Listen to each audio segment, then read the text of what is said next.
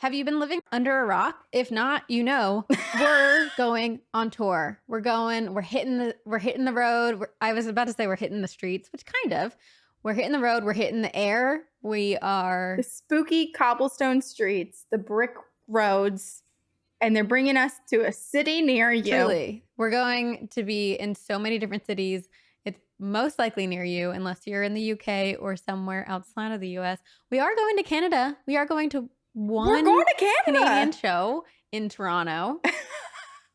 We get to dip our toes on the Canadian border. My family all better be coming because they live right outside of that area. Yeah, we're going on tour. It's Two Girls, One Ghost at the Conjuring House. We have so much fun and spooky Shazam planned for these shows. It's going to be a really good time. And we're not going to give anything away except, it's going to be a great time. It's going to be a spooky time. And it's going to be probably some things that you don't expect to hear. So head over to twogirlsoneghost.com or find the link in the show notes here or on any of our social media to grab your tickets. Now. We also have exclusive merch. And meet and greets until they sell out. There are only a few limited spots at certain shows. So if you would like to get your tickets, get them very soon. And we will see you there. See you there. I'm so excited. It's going to be so much fun. We had started a while ago saying that we wanted to have collectible patches for all of our shows. And so we have a collectible patch, but it's only going to be sold on site at the show. So if you go to the show, you could get it. Check out the merch table because it will be there. The other 2 merch items will be available both at the show and online on our website, but just the patch in person. Yes. Until then, we're going to continue with our show as regularly programmed. We have ghost stories from all of you to share with you today. A couple episodes ago, I did Hotel Colorado, the hauntings of Hotel Colorado. And I was like, I think it'd be really fun to do a hotel-themed encounters, which is where we are today. Mm-hmm. Would you like to start? I would. Bring your enthusiasm straight into the ghost stories. I would love to start. Thank you. Lovely. Great. We're ready for you whenever. Sometimes I listen back to our podcast and I'm like, who is that about myself? Are you okay? Yeah, I killed in that. Sorry. Murderer. I don't kill fruit flies, but I sure as heck kill these little fungus gnats that are trying to eat my precious, luscious plants. Yes, that is. Get out of here. I'll strangle you with cinnamon from my cold, hard, murderous hands. I cut my nails specifically so I could kill them more. Corinne, this is all on camera. You have been caught red-handed. I'd confess in court to this. This is court? I'd say, hell yeah, I did it. And I'd do it again. I'll do it for the rest of my life. Lock me up or I'm going to kill all the gnats in the world.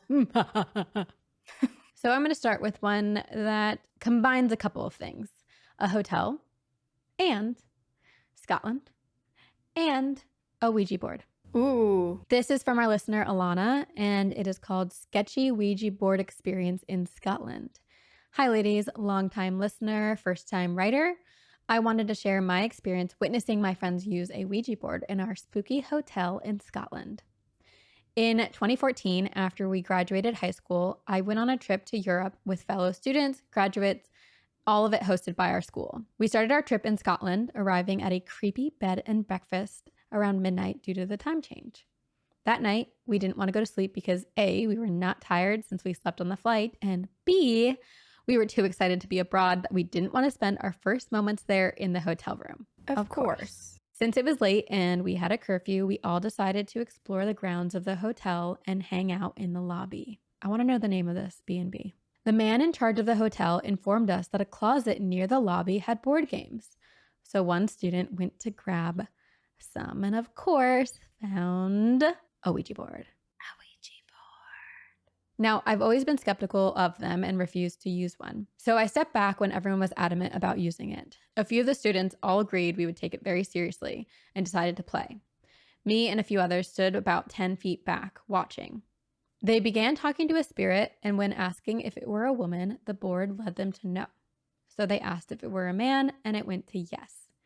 They asked how the man died, and it led them to F, then I, then R. and one of the girls said, fire. Then their fingers were dragged to the yes part of the board. I have so many complicated emotions right now because you're technically not supposed to ask if someone died when you're playing a Ouija board because it can be insulting to the spirits. Or just triggering. Yeah, this just like worked immediately. And okay, sorry, go on. No, it reminds me of our seance that we did. Yeah. I, at this point, was getting annoyed, figuring that one of them was dragging everyone's fingers and playing a joke. Then the girl asked when the spirit died, and it led them to make out 100. We didn't know what that meant, so they moved on and kept asking pretty useless questions. Finally, after asking if the spirit meant to hurt us and it replying no, one of the girls closed the session properly. We were spooked, but didn't think too much of it because, again, someone easily could have been doing all of that on purpose. I mean, we were high school kids. We finally went to sleep around 4 a.m., only to be up by 7 and dragged into the dining room for breakfast. While in the dining room, a picture of the hotel being built was framed on the wall behind our table. It was a picture of the hotel still under construction, with half of it looking like it was in ruins. Below, on the frame, was the name of the hotel with the year 1914 written. The man who was in charge of the bed and breakfast explained to us minutes later that the photo was taken days after there was a fire that ruined half of the building. He said it was massive and a few of the builders even died. Luckily, the entire building didn't catch fire, so they only had to rebuild half. Horrified, all of us who were downstairs in the lobby hours before looked at one another thinking of the Ouija board. The spirit said he died in a fire, and when they asked when, he said 100. Well, what's 100 have to do with this? The photo said 1914, which was 100 years before our visit to the hotel in 2014. Oh. Although I was very skeptical and honestly still am a little bit, it does seem to make sense that the spirit they talked to was a builder who died on the grounds in the hotel fire. After that, we all promised not to mess around in any of the closets in the hotel that we were staying at during our trip. Our remaining days in Scotland were fine and none of us had any other experiences, but I'll always remember that one. To this day, I haven't been around another Ouija board and don't plan on it. Hope you enjoyed my story. I love the podcast and listen to it basically every day. Thank you and take care, ladies. Best, Elena. I feel like that is an amazing Ouija board experience because they got quick and confident answers from the spirit. And then they later got confirmation that something did happen there where a lot of people lost their lives, that there is reason for many spirits to be lingering. And the fact that the dates matched up with a response that it wasn't like they could deduce that it meant 100 years ago. Okay, so that's the part that makes me believe it because they had gotten there so late, so they really didn't have a ton of time. They didn't see that photo. They didn't have the information from the owner or the man working at the B&B.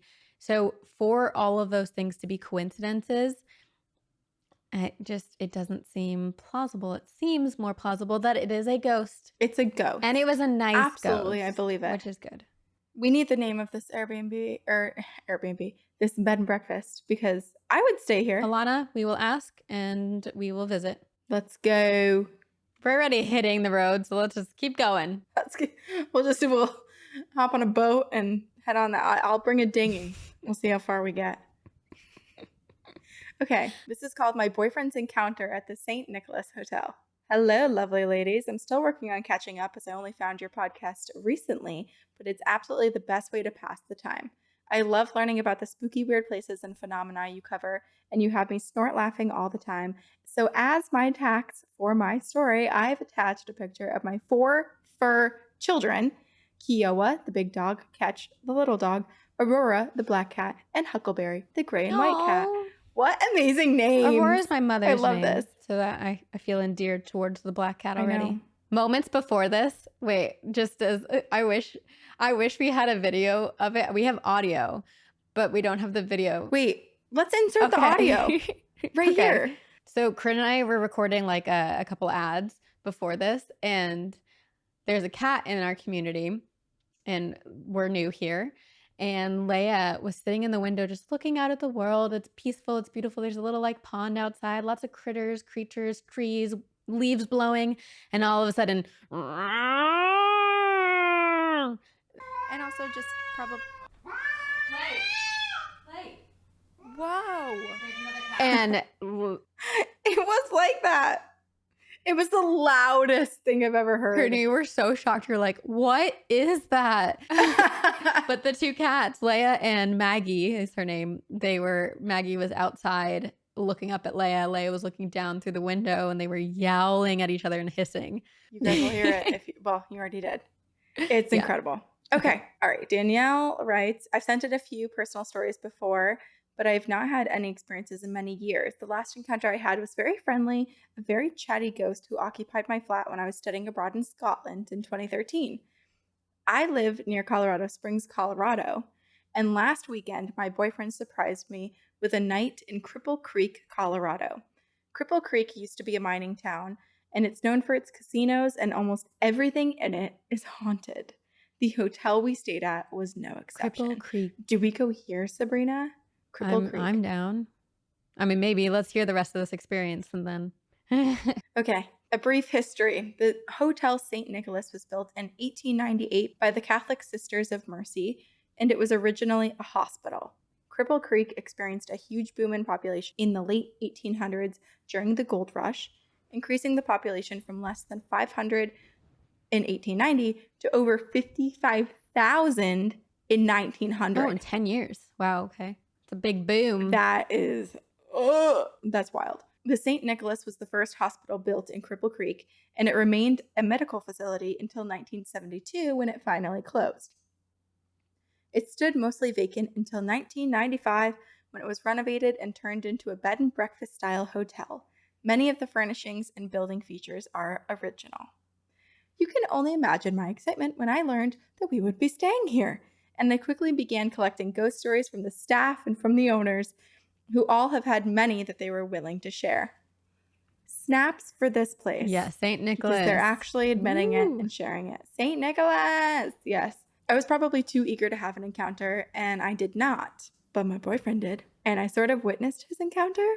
He's not new to the paranormal. He and all of his siblings and mom have seen the Hat Man many times, among other things. So, in the middle of the night, I did not check the time, he woke up suddenly and started hitting at the blanket like he was trying to get something off of the bed. Oh my gosh. He said it felt like a rat or some other small animal that had been running across his legs on top of the blanket, but nothing was there. After double checking the room to make sure, we got back into bed. I was about to fall asleep when he started mumbling.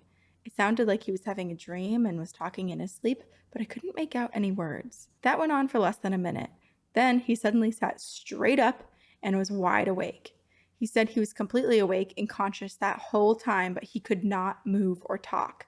He distinctly felt someone sit on the bed next to his leg, almost on him, and they picked up his hand. He then felt what he could only describe as a needle going into his index finger. Aliens? Like an intense pressure that was pointed. He said he was trying to get my attention by talking and nudging me, but all that would happen was mumbling. As soon as the presence got up off of the bed, he sat up and he was able to talk again. I was laying right next to him the entire time on the other side of the bed, and I didn't see or feel anything. Am I annoyed that my boyfriend had the experience and I didn't? When he didn't even know the hotel was haunted when he booked it? Absolutely. Am I going to bother him about this until he takes me back?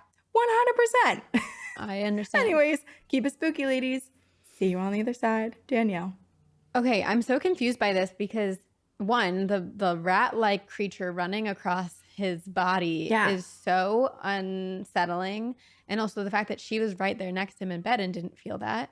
But then the being pricked in the finger, and then, so correct me if I'm wrong, his hand was not actually being held up. Like Danielle didn't see his hand being held up, right? No, he just felt his hand being, and it almost makes me think that there was some sort of like astral attack, like his astral body was being held and a finger, and there was like some sort of point of connection where he was like stunned for a moment because it was like someone was inserting something into his finger. Well, this is why I don't know, like maybe just like that specific detail of being poked in the finger reminds me and is reminiscent of like abductions, but it does make me wonder if, and we've heard stories that there's like some astral kind of experience with alien abductions? Like, what if it's your astral body that's being taken and not your physical body?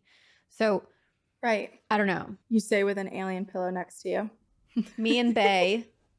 You and Bay. There you go. First apartment together. Love you. Love I knew you. aliens would be good cuddlers. Oh my gosh. Yeah, this is interesting. I don't really, and it's strange because Danielle has had experiences. I was going to say it's strange because Danielle's had experiences too, but then felt and saw absolutely nothing. So it's not like Danielle's closed off, but it is interesting. It's specifically this place, maybe her boyfriend, or it's just one of those examples where someone is singled out and they're the only ones to experience something, and it's absolutely terrifying for them. Or it's another example of when you're too thirsty and they're like, nah. No, Danielle wants us so bad. So you know what we could do? The best possible thing we can do for her and her boyfriend's relationship? Haunt him instead. Send him back. Send him back. Okay, well, that's St. Nicholas Hotel in Cripple Creek, Colorado. So I just started a notes on my phone, and it is called People I Shall Haunt When Deceased. And this list, who's on it? well, right now it's just one person, our friend Matt, who is married to our friend Lauren. So you have context. Because he does not believe. And every time I bring something up, he kind of mocks my belief. And so he is number one. I sent him a picture. I said, you are number one on my list. And this list, once I am deceased, will be read out loud at my celebration of life. Oh, I like this. I like this a lot. Can we have it printed on one of those giant scrolls that you unroll like this? Will you read it? Will you be the orator? Sure, assuming that I'm not dead already. Okay. Yeah, I will certainly read it. Here's an idea. I feel like you're on the cusp of being able to astral project whenever you want.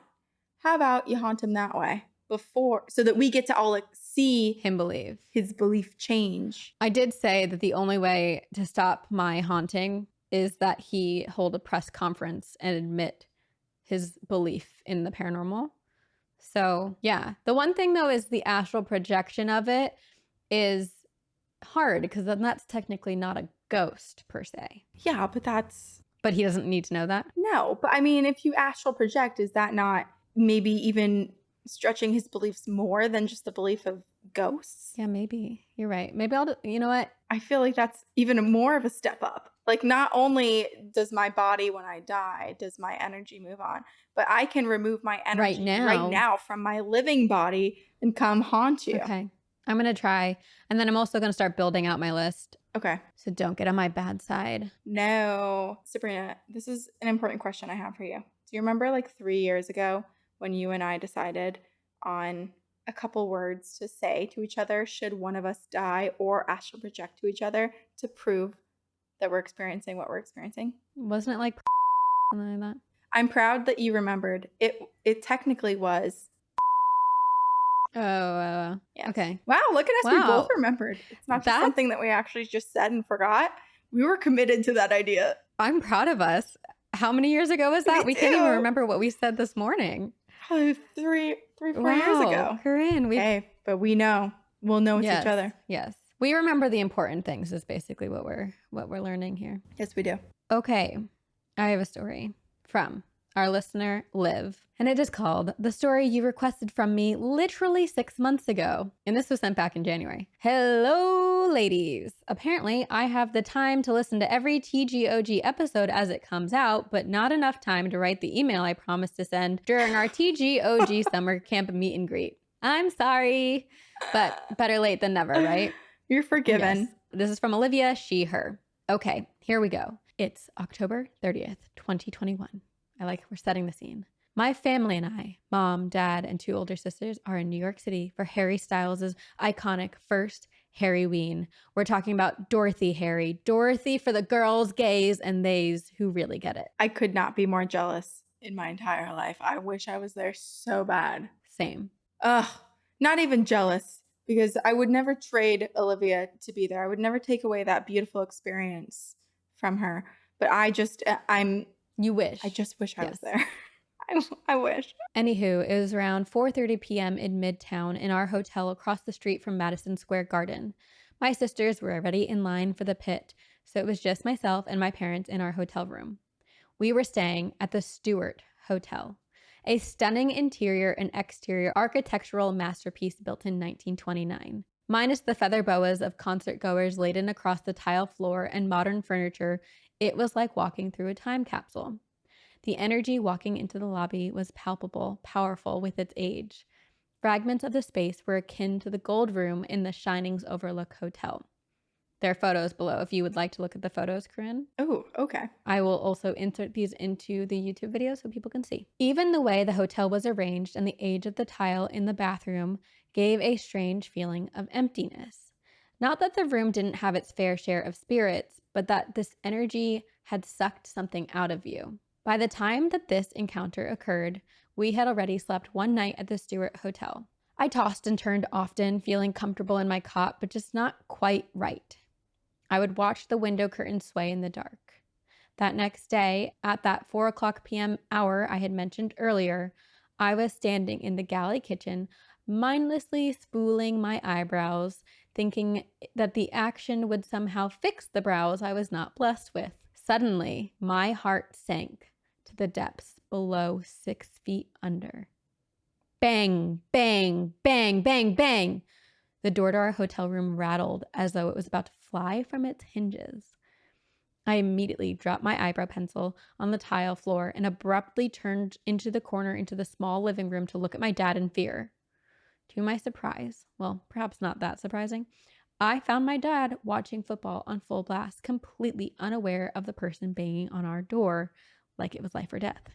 I poked my dad on the shoulder, silently shushing him and motioning him to turn down the TV volume. He looked at me kind of like, "What the hell is the matter with you?" And then right then, the banging on the door resumed.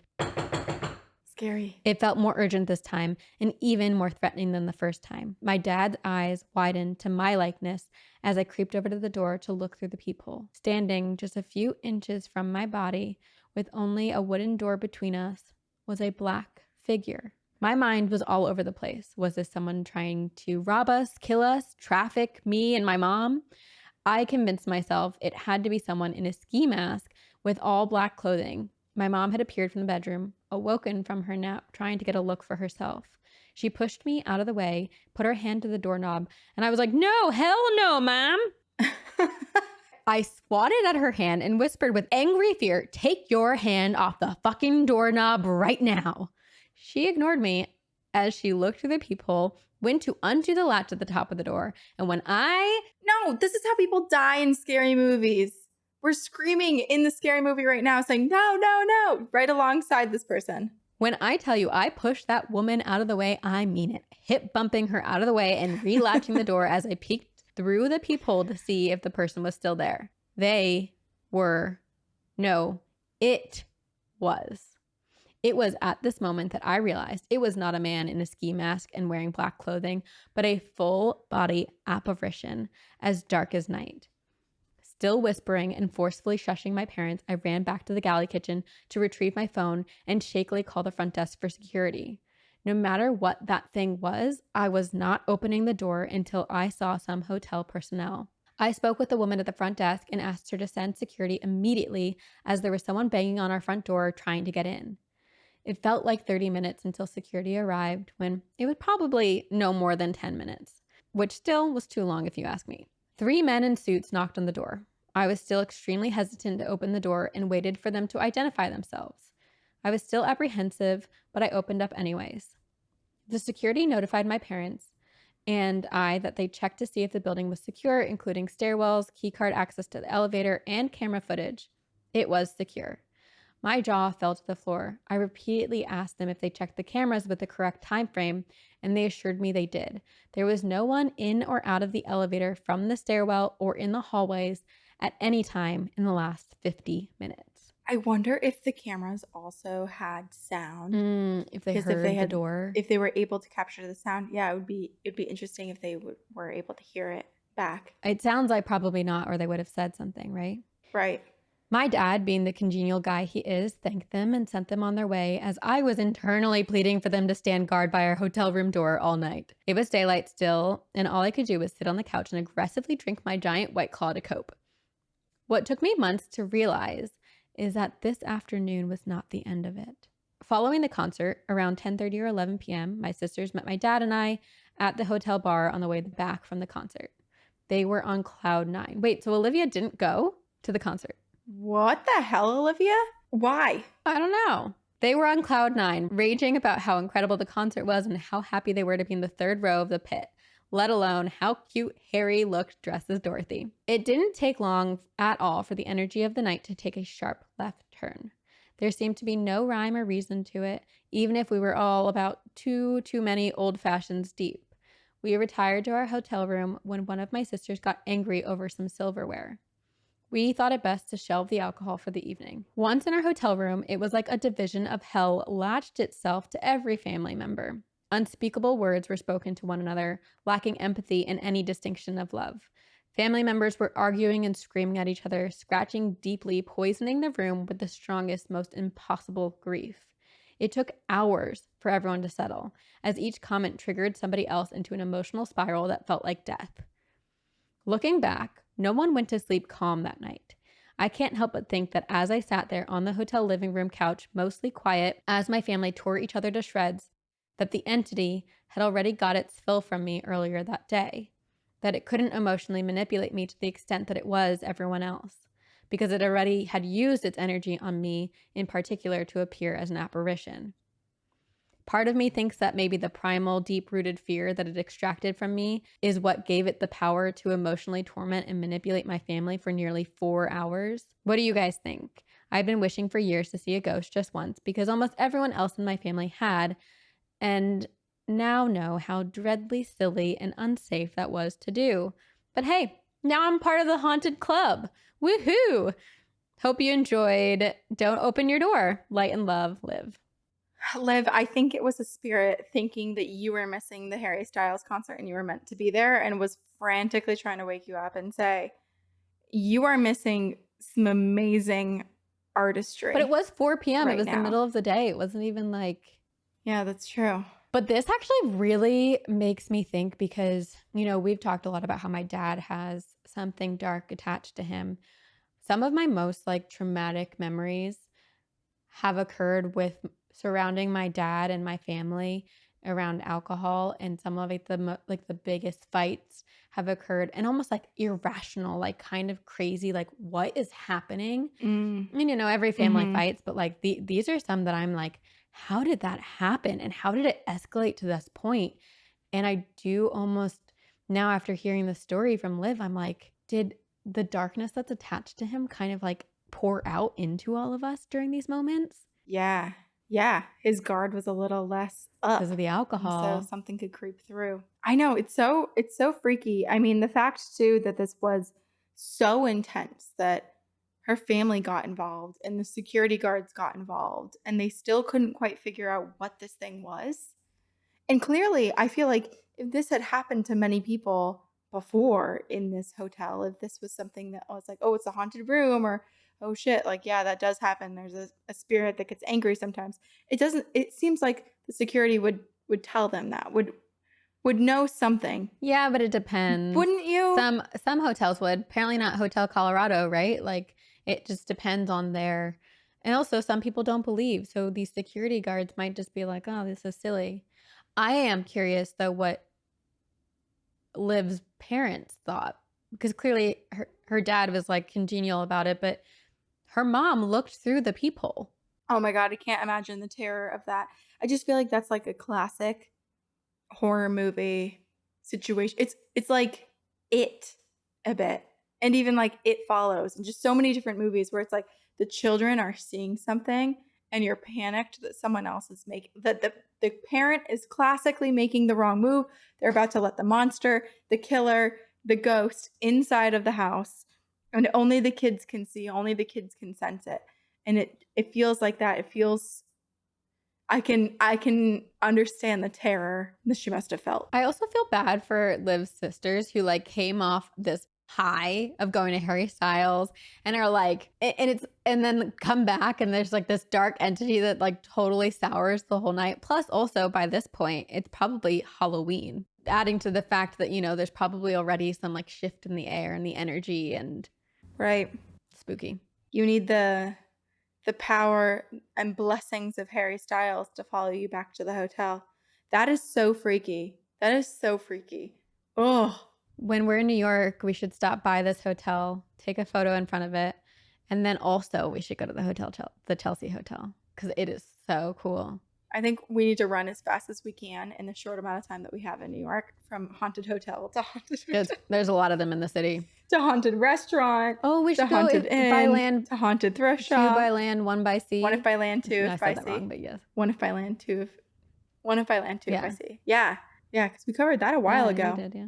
One of America's most romantic restaurants, Is very haunted. haunted. Okay, I have one for us to end on. This is called The Haunted Lodge with a Mob Connection. Oh. This is 2 stories, one with me and one with one of my coworkers. And this is from James. I was newly married and a new dad. I stayed at home with our son and worked graves and weekends serving tables at the lodge. Some backstory. This lodge was built by a single mom named Kate in the 50s, when being a single mom was frowned upon.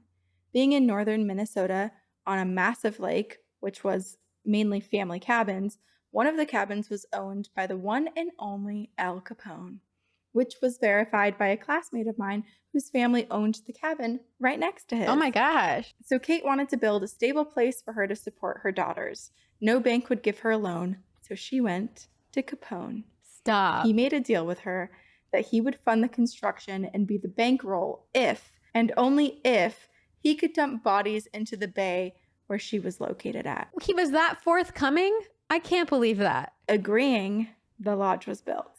Shook. Okay. I don't know. I love it. I'm here for it. It ran for years with who knows how many bodies that were dumped in that bay. Fast forward to 2004, I'm working my grave shift, running the front desk and doing some cleaning, part of which was the locker rooms past the pool. And like most hotel pools, they have a giant window showing the pool.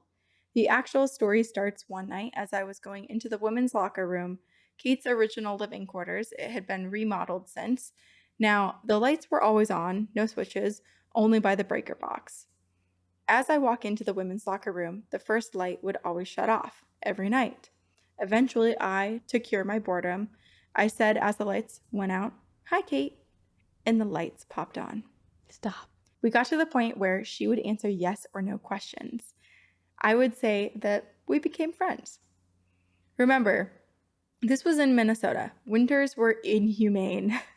Working in an empty lodge with the heat turned down at night, it was just always so cold, but the area by the pool was always humid and warm. It was nice. But one night, I was on my way to the women's locker room and it was still cold. I was on my way into the locker room when an extreme hot spot went through me front to back. I stopped in my tracks. Then it went through me the other way, and I could see down the hall which led to the men's locker room. In the reflection, I saw a black cloud turn and go down a flight of stairs. Ooh. For some reason beyond me, I chased it. I fucking ran after that black cloud. I turned the corner at the top of the stairs and I looked down. There it was, floating by a closed door. It begins to change, and I'm not afraid at this point. It forms into a human-type shape. I could see a head, shoulders, arms with claws for hands, and a waist. Nothing else. It slowly turns towards me, and I see 2 red eyes, arms raising. I can see the claws forming clearly. What? I stand my ground, and the scream I heard from the stretching jaw was something I hear all the time, but cannot describe. It shook the window showing the pool about 15 feet away. It turned away, and then it went through the door. I turned, and I went to the front desk, and I waited for the sun to come up. I quit my grave shift the very next day. A few weeks later, the weekend grave person came to me as I was serving tables there and asked if I ever saw anything. I told him the story above very quickly, and I asked why. And he told me, I will add that he didn't clean, he was just lazy. He said, "So I'm at the desk, and the building is closed and all locked up. I'm the only one here, and I'm playing solitaire on the computer like normal. I hear the sound of someone clearing their throat, and so I look up, and there's this kid, about 17 or 18, standing in front of me holding a cigarette, asking for a light. I stand up in shock and ask how he got in. Downstairs by the beach. No, it's all locked up," I say. No, I walk right on in, says the kid. Prove it. So the kid turns around and heads towards the stairs. By the time I walk around to the desk, he's already on top of the steps. That's probably a 40-foot walk in a second of time. I hurry down to catch him, but he's already at the bottom. Slow down, I say. And I see the kid smile and then walk through the doors. I run down the steps and I push the door open, only to see the doors going to the beach closing. I run to the doors. They're locked, inside and out. I looked at the sand and I see footprints forming and the smell of a cigarette burning. Holy what? Again, that last part was in my coworker's words, and I 100% believe it. See you on the other side, James. Mm-hmm. Are they two different spirits? Because they both have like kind of a malicious intent. Like the way that this spirit looked at James's coworker with a smile and then like immediately turned and walked through the doors. Like, look, I'm a ghost. Yeah. But that almost is playful. It's like a follow me, follow me. But that one feels more playful, whereas the first spirit that James spoke about seems terrifying. The claws. And it also, the way James explained it, it almost felt like the spirit went through him and then back through him to really get his attention and then make James follow it. Yeah, so they both are like, follow me, follow me. But the ending is strange. Like, it'd be one thing if it was just like a cloudy person forming and then walking through the walls. But the fact that James still hears this all the time and is scarred by it, like the jaw like detaching and like a wild scream. That's so different than something or someone appearing as this teen who's just kind of being a little bit mischievous, having a little bit of fun, teasing people. I don't know. Maybe it is the same creature though, and it's like the good and bad versions. It's like Lucas from Halloween Town, you know? Sometimes he was really sweet and sometimes he wasn't. But given the context of Al Capone and the potential of bodies being buried there, one, it makes me sad to think that there is this teenager. But then two, if this is all true, it would, in my mind, make sense. There are many different types of spirits and not just one. True. Well, and there's Kate too, who's responding. Well, we assume it's Kate is responding to the lights. Yeah. What if that thing that was shrieking is sort of like what we talk about when we talk about the creeper at Waverly Hills or the collector at the Charleston jail, the old Charleston jail, where it's this dark entity that's going there to feed on the souls and it's looking for the ghosts. Yeah. No. You seem like you're surprised. No, it's more upsetting. And not you bringing it up, but more just how dare you get cleansed. Get cleansed. No, it's just more that it exists. I know. It is very sad. I would love to know a little bit more about Kate's arrangement with Al Capone. And I mean, what sort of because she was trying to make a better life for her kids. And so I understand the financial funding and so long as the agreement is the agreement with Al Capone, but it does make me wonder what sort of agreement that was when it comes to dumping bodies, because what if her kids were scarred by watching bodies just floating up in their lake that they're trying to swim in? Well, Corinne, let's be real. Al Capone knows how to dispose of bodies and not let them come floating up. But that's true. I also really, I feel like the amount of times we've heard, I mean, Al Capone just has such an influence in history, and we've heard so many different ghost stories that I'm now inspired. I'm like, well, we should just do a whole episode on Capone. We should. Oh, we should. You should do it. You should do it. Well, yeah, it was your idea, so I won't fight you on that. That is on the record. That's a great. You have gone on the record for multiple things today. You are a Nat murderer, and I get Al Capone, and you get to talk about an actual. Yeah, yes. Well, I guess I did murder the Nat. Speaking of, I forgot it was there, and its body is now missing, and so I'm curious if I accidentally touched it and then touched my hair. It's somewhere. Huh. Gross. Take a shower. Get cleansed, literally. I will. We love you all. If you have ghost stories from hotels or anywhere, truly, if you have any stories, email them to us at twogirlsoneghostpodcast@gmail.com. Get lost in the pyramid. Get lost in the triangle, join the pyramid scheme. And join us on tour. We are coming to a city near you. Check out the link in our description or in our website and find the show that's closest to you and come join us. Yes. Thank you to Christina, who edits our podcast. And thank you to all of you for your continued support. We love you. We will see you on the other side. Very spooky.